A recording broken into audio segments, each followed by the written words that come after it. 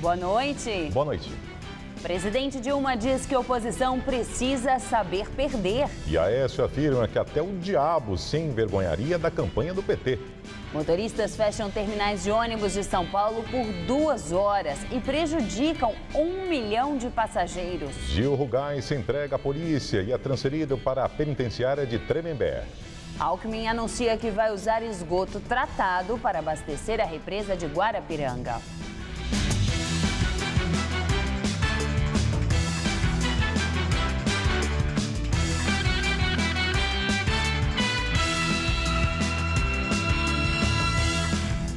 Motoristas e cobradores de ônibus de São Paulo fizeram uma paralisação pedindo mais segurança.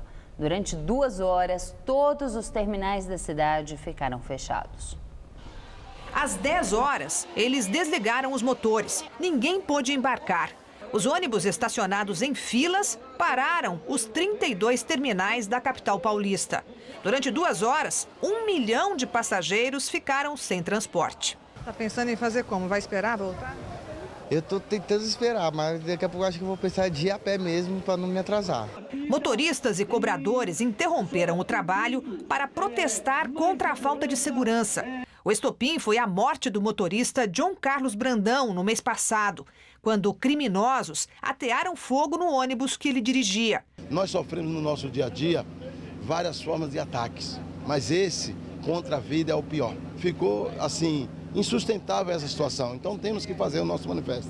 Hoje, para tentar diminuir o transtorno aos passageiros, a SP Trans esticou o itinerário dos ônibus das cooperativas, que não participaram do protesto, e anunciou que vai multar as empresas cujas linhas deixaram de circular. Nós não somos contra o ato que eles estão fazendo, somos contra a paralisação, não precisa parar. Fazer a população sofrer mais uma vez. Tem outras formas. Você poderia fazer esse ato um pouco mais tarde, que aí os motoristas da manhã poderiam usar o ato sem prejudicar a operação. O protesto de hoje acabou surtindo algum efeito junto às autoridades. A Secretaria de Segurança Pública acenou com novas medidas para enfrentar o problema. Entre elas, a criação de uma delegacia especializada para investigar os ataques a ônibus e de um disque denúncia com recompensa em dinheiro a quem oferecer pistas sobre os criminosos. Questões que serão discutidas numa comissão formada por trabalhadores, empresários, representantes da prefeitura e da polícia. A Secretaria de Segurança Pública diz que só na capital, 58 pessoas foram presas neste ano envolvidas em ataques a ônibus. Foi lançado agora à noite em São Paulo o livro Infância Roubada, que reúne histórias de pais e filhos que foram presos políticos durante a ditadura militar. Os relatos foram colhidos durante as audiências da Comissão da Verdade do Estado de São Paulo, Rubens Paiva.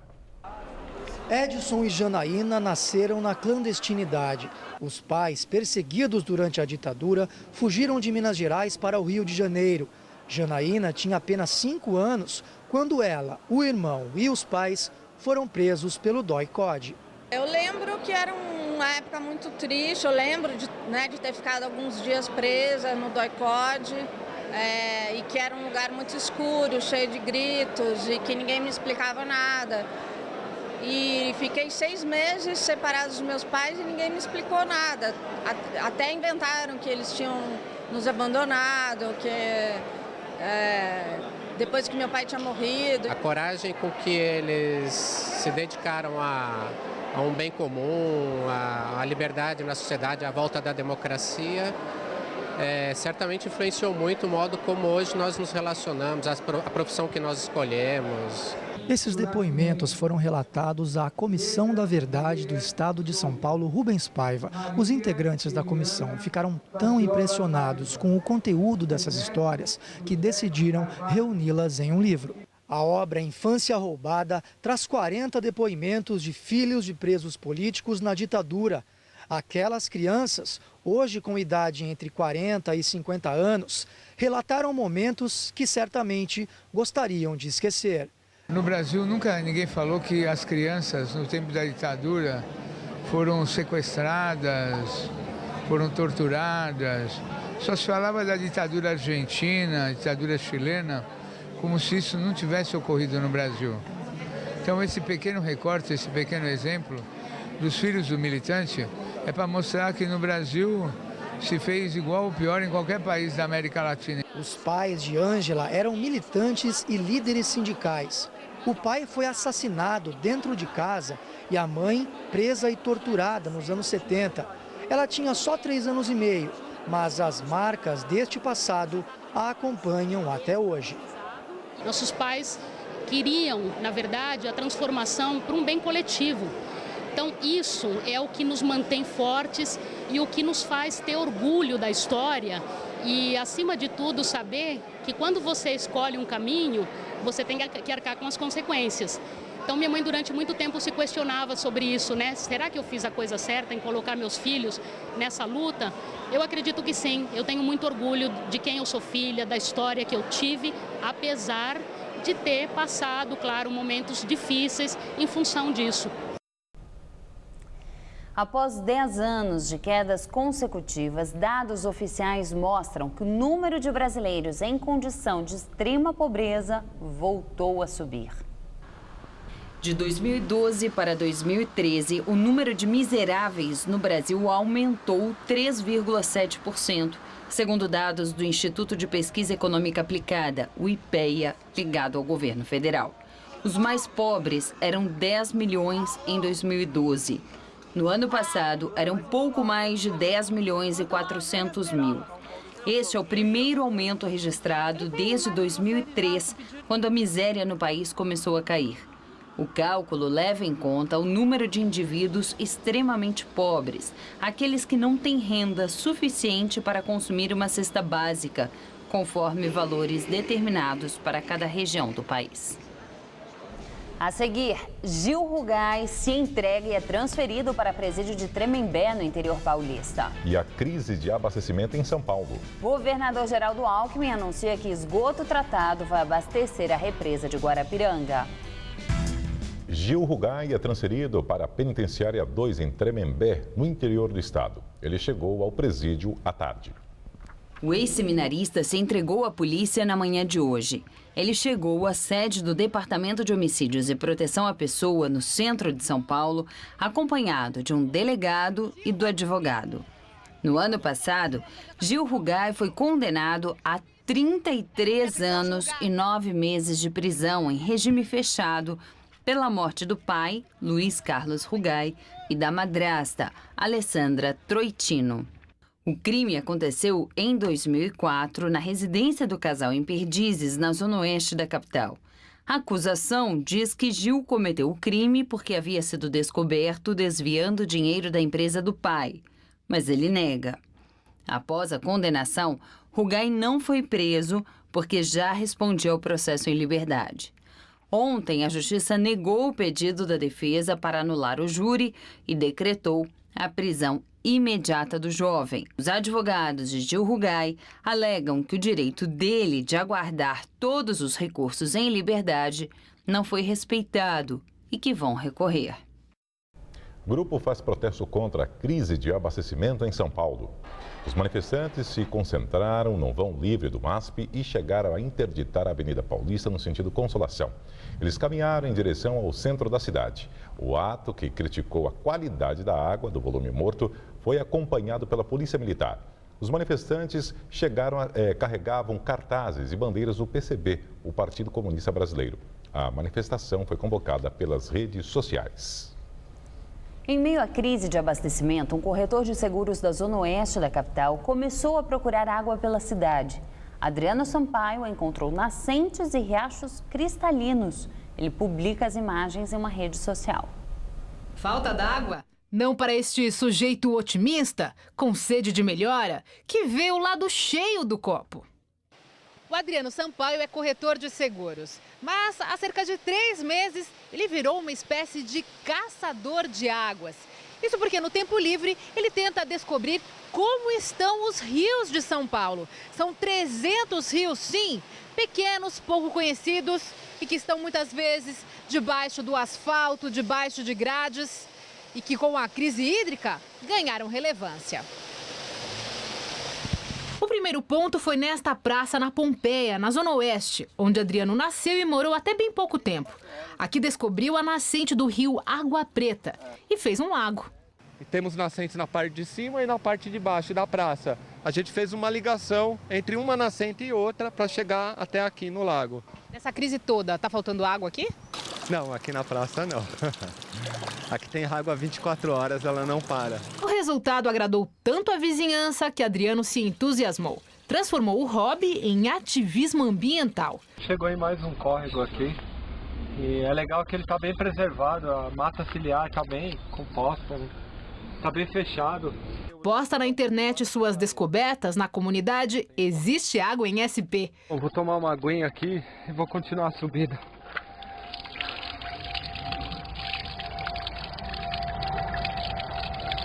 Geladinho. Nas suas andanças, se depara cada vez mais com situações como esta no Pico do Jaraguá. Esses pequenos riachos que vão desaguar no Tietê, tem muitos que ainda o progresso não chegou ainda. Eles não foram canalizados, como aqui mesmo, esse riacho, aqui é uma área de preservação, ele está limpo, né? E a partir daqui ele começa a receber uma poluição. Não é só a população que suja os rios, né? Parece que também o poder público, um cano como esse aqui, deveria ir para uma estação de tratamento e não jogar no rio. Essa água pode ser captada, sim, mas desde que se preserve e se recupere os mananciais. Porque não adianta fazer uma captação e acabar com o manancial, né?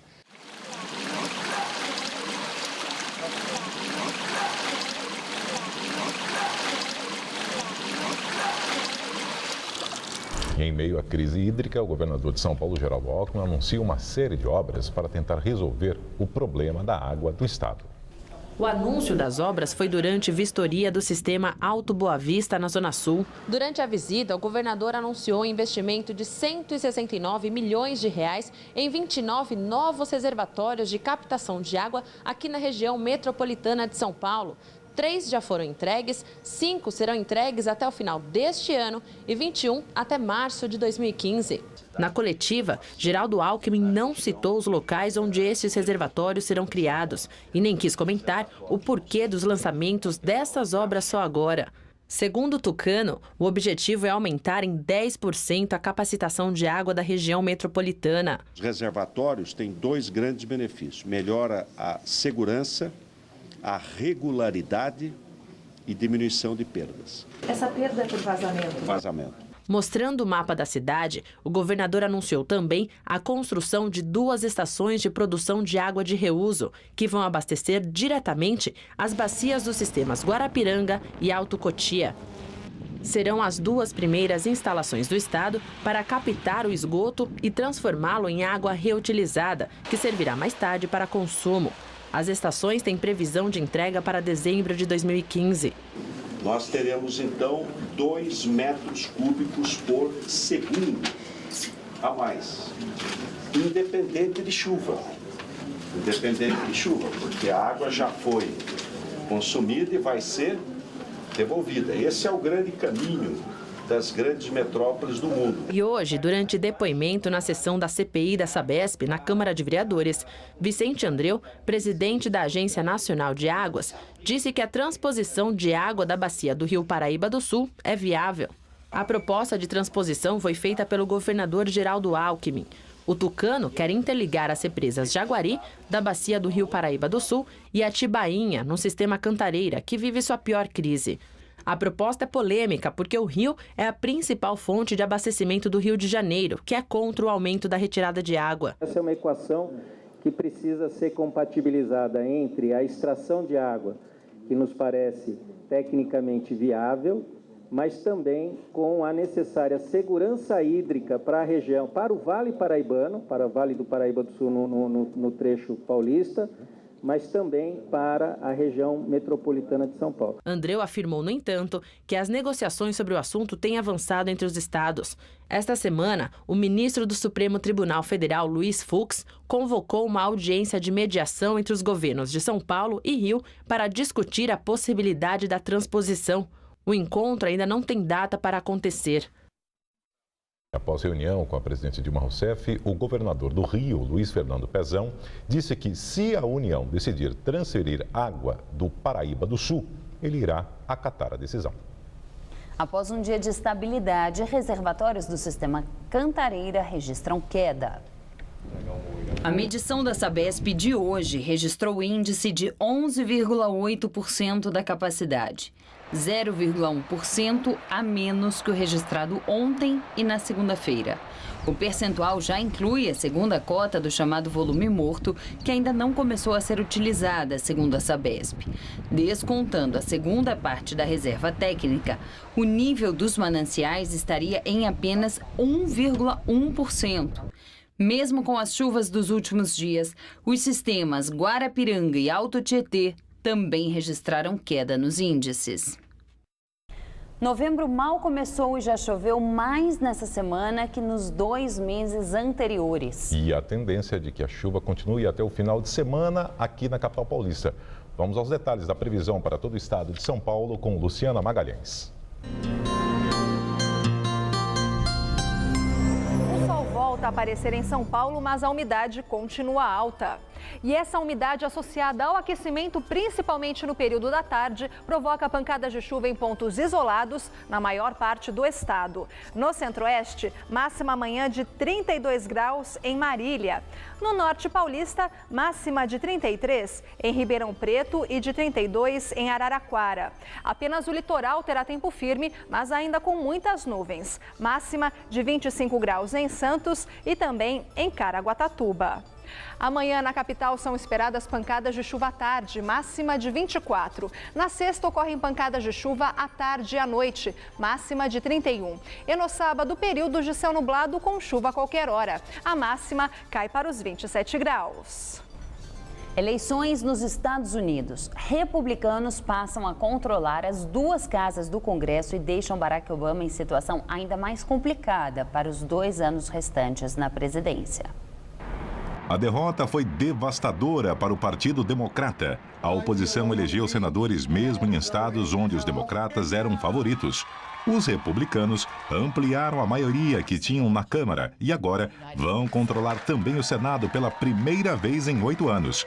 Os eleitores mostraram nas urnas o descontentamento com Barack Obama sobre a condução da economia, apesar da recuperação em andamento, e também com a forma de o presidente lidar com problemas como a ameaça do Estado Islâmico e a epidemia de ebola. O presidente enfrenta a menor popularidade desde que assumiu o cargo. Hoje, em discurso, Obama, que tem mandato até 2016, parabenizou a oposição e prometeu que irá trabalhar com o Congresso para fazer dos próximos 2 anos os mais produtivos de seu mandato. E agora a política aqui no Brasil. Líderes da base aliada e da oposição que integram a CPI da Petrobras fizeram um amplo acordo para evitar a convocação ou o convite de políticos, tanto do PT quanto do PSDB. Em pauta, seriam discutidas as convocações dos ex-ministros da Casa Civil, Antônio Palocci e Gleisi Hoffmann, além de tucanos, como os senadores Aécio Neves e Álvaro Dias. E também convites ao ex-presidente Lula e à presidente Dilma Rousseff. Mas o acordo selado foi feito antes do começo da sessão em uma reunião a portas fechadas. A CPI, que investiga casos de corrupção na companhia, foi instalada em maio e deve ser prorrogada até o dia 22 de dezembro. O presidente Dilma Rousseff diz que não vai anunciar o nome do novo ministro da Fazenda antes da reunião do G20, que ocorrerá nos dias 15 e 16 deste mês na Austrália. Questionada por jornalistas se o anúncio será de todo o ministério ou só do ministro da Fazenda, Dilma respondeu que a divulgação dos nomes será feita em etapas. Guido Mantega deve deixar o cargo no final do ano. Em reunião com líderes do PSD no Palácio do Planalto, Dilma diz que é hora de desmontar os palanques e que é preciso saber ganhar e perder. Desmontar os palanques significa perceber que na democracia, em toda e qualquer democracia, no processo eleitoral se disputam visões, propostas, as mais diferentes. Você disputa a eleição, se submete e pode ou não ganhar. O ato de poder ou não ganhar faz parte do jogo democrático. Dilma também falou sobre o que chamou de ressentimento dos derrotados. Qualquer tentativa de retaliação por parte de quem ganhou ou ressentimento por parte de quem perdeu é uma incompreensão do processo democrático. Por unanimidade, o plenário do Tribunal Superior Eleitoral acolhe pedido do PSDB para que a sigla tenha pleno acesso aos sistemas de votação, apuração e totalização dos votos das eleições de 2014. Com isso, se desejar, a legenda pode realizar uma auditoria própria. No entanto, os ministros do TSE entenderam que a solicitação da sigla para que fosse formada uma comissão pluripartidária para análise comum dos dados não pode ser atendida, pois o PSDB não tem legitimidade jurídica para atuar em nome de outros partidos. O pedido de auditoria foi feito na semana passada. O PSDB citou informações divulgadas em redes sociais que, segundo o partido, comprometeriam a credibilidade das urnas eletrônicas em todo o Brasil. Os tucanos negaram que o ato seria uma recontagem de votos. Em seu primeiro discurso no Senado após a eleição presidencial, o senador tucano Aécio Neves faz duras críticas à campanha da presidente Dilma e diz que qualquer diálogo vai depender da transparência do atual governo. Aécio Neves disse que só aceita dialogar se houver aprofundamento das investigações de suposto esquema de corrupção na Petrobras.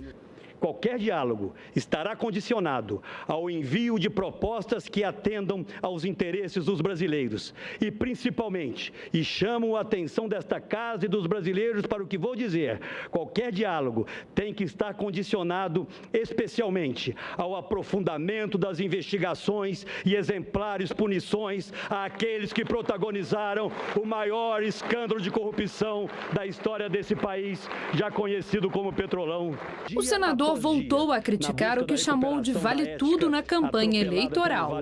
Travamos nessas eleições uma disputa desigual, uma disputa em que os detentores do poder usaram despudoradamente o aparato estatal para se perpetuarem por mais 4 anos no comando do país. Essa é a verdade. Adotou-se um vale-tudo nunca antes visto na nossa história. Nossos adversários cumpriram o aviso dado ao país de que nas eleições se pode fazer o diabo. E fizeram. E agora vamos ao comentário de política com Bob Fernandes. O Brasil saiu do armário, exibiu suas vísceras e alma. Autópsia da eleição a ser realizada por sociólogos, antropólogos, politólogos. O profundo estudo exige, sobretudo, psicanalistas e jornalistas, certamente, mas o jornalismo também ainda está no divã. Em nome de se buscar a redentora verdade, mentiu-se muito, corações e mentes manipulados, pouco importando o custo para a psique coletiva. O custo está aí, altíssimo. Há anos tratamos aqui das ondas de ódio induzidas, do estímulo ao ressentimento, da aposta na ignorância, que, como vimos, desconhece classe social e nível escolar. O Brasil chegou e saiu das urnas com milhões negando a existência das razões e votos de mais de 54 milhões de cidadãos. O Brasil chegou e saiu das urnas com milhões negando as razões e votos de mais de 51 milhões de cidadãos, uns negando os outros. Os indivíduos todos, de cada bando de outros, encarnando a revelia, representados em uma só figura, bastando escolher lado e local, bolivariano ou coxinha, Miami ou Cuba. Pelas ruas, redes e mídias, chiliques, histeria, agressões verbais, morais, até físicas e uma burrice astronômica insuflada por espertalhões. Mais ainda, muito mais, de onde menos seria de se esperar por absoluta ausência de necessidades. Uma porção da mídia poderá deixar o divã quando retomar sua função, quando revelar em detalhes as articulações midiáticas das horas finais, revelar quem e onde escreveu o que e para quem e por quê, quem cobrou, quase exigiu o que e de quem e por quê. E o Brasil tem uma toga que fala. Quando fala em público, soa e cobra como se estivesse revelando. mas a cada rompante está escondendo o que disse e tentou operar nas sombras, por exemplo, nas horas finais. No mais, o Lobão não se foi e agora, junto com a família Bolsonaro, lidera a revolução em que alguns pedem a volta da ditadura. Para quem gosta, é um prato cheio. Boa noite. E uma última notícia: o plenário do Senado Federal aprovou hoje, por unanimidade, o projeto de lei que altera o indexador da dívida de estados e municípios com a União. O projeto garante ainda o abatimento do estoque das dívidas contraídas antes de 1º de janeiro de 2013. Reivindicado por prefeitos e governadores, o projeto estava parado desde fevereiro no Senado por pressão do Palácio do Planalto, que temia desequilíbrio das contas públicas. Por representar perda de arrecadação, a aprovação é considerada um dos projetos da chamada pauta bomba, matérias que geram aumento de gastos para o governo federal. Já aprovada pela Câmara, a matéria seguirá para a sanção presidencial. A edição das 10 do Jornal da Gazeta termina aqui. Boa noite. Fica agora com o Rony Fon no Todo Seu. Uma boa noite e até amanhã. Logo mais 11h30 da noite, o lutador Shogun mergulha com os tubarões no Eu Nunca. Assista agora Todo Seu e logo após Eu Nunca.